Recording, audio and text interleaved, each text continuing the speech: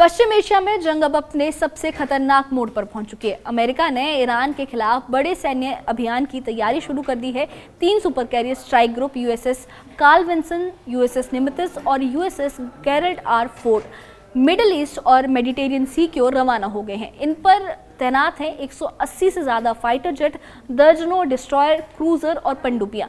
USS Carl Vinson पर हैं 90 से ज़्यादा aircraft, F-15, F-18 super hornet, F-35C EA-18G और E-2D ऐसे हाईटेक फाइटर्स इसके लिए भेजे जा रहे हैं। ईरान इजराइल कॉन्फ्लिक्ट के लिए भेजे जा रहे हैं।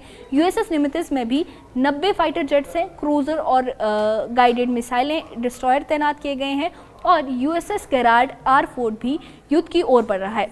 F-18 स्क्वाटर से लेस है और साथ में सबमरीन और मिसाइल डिस्ट्रॉयर भी इसमें भेजे जा रहे हैं। सूत्रों के मुताबिक ये सब ऑपरेशन राइजिंग लाइन का ही एक हिस्सा है, जिसके तहत इजराइल ने ईरान पर हमला किया था, जिसका मकसद है ईरान के परमाणु और सैन्य ठिकानों पर अटैक करना और उन्हें खत्म करना। क्या अब जंग का आखिरी दौर शुरू होने वाला है या दुनिया की निगाहें इस पर टिकी है और खतरा हर पल और बढ़ रहा है? इस बारे में आपका क्या कहना है? हमें कमेंट बॉक्स में अपनी राय ज़रूर बताएं और इस मामले से जुड़े अपडेट्स के लिए हमारे चैनल के साथ बने रहें। हमारे चैनल को सब्सक्राइब करें। शुक्रिया।